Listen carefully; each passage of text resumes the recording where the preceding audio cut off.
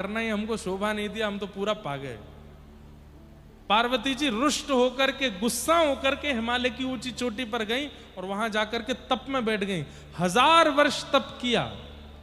1000 वर्ष के तप के बाद जब ठाकुर जी प्रकट हुए शंख चक्र गदा पद्म धारण करके, पार्वती जी से कहा, मां क्या बात है, क्यों तपस्या कर रही हैं, क्या चाहिए आपको? तो पार्वती जी क्या कहती हैं, मुझे महाप्रसाद दे दो। ठाकुर जी बोले, 1000 वर्ष की तपस्या के बदले महाप्रसाद चाहिए आपको?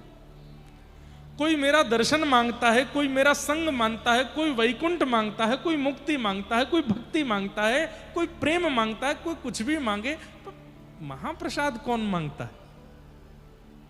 वो भी 1000 वर्ष की तपस्या के बाद। पार्वती जी बोली, हमको बस महाप्रसाद ही चाहिए। बोले, मां आपकी तपस्या के बदले यदि मैं एक बार महाप्रसाद दूंगा तो मुझे संतुष्टि नहीं होगी, इसलिए अभी तो मैं थोड़ा महाप्रसाद देता हूं अपना, लेकिन मैं वचन देता हूं कलिकाल में जब महाप्रभु जगन्नाथ के रूप में मैं नीलाचल धाम में विराजूंगा, तब आप विमला देवी के रूप में वहां विराजना और मेरा नित्य प्रसाद आप पाएंगी। जब तक आपको प्रसाद नहीं पधराया जाएगा तब तक वो महाप्रसाद बनेगा ही नहीं। नित्य आपको प्रसाद मिलेगा। दूर खड़े नारद जी और शंकर जी बोले, हम पे भी कर दो ने कृपा। बोले, आपको भी इनके आगे हाथ पसारने पड़ेंगे तभी मिलेगा।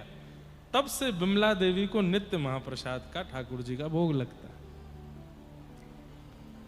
है। ऐसे जगन्नाथपुरी के हमारे श्री जगन्नाथ प्रभु और उनका महाप्रसाद, आप सब तो यहाँ के निवासी हैं, सब जानते ही होंगे। हम तो बहुत ध्यान रखते हैं महाप्रसाद पाने में।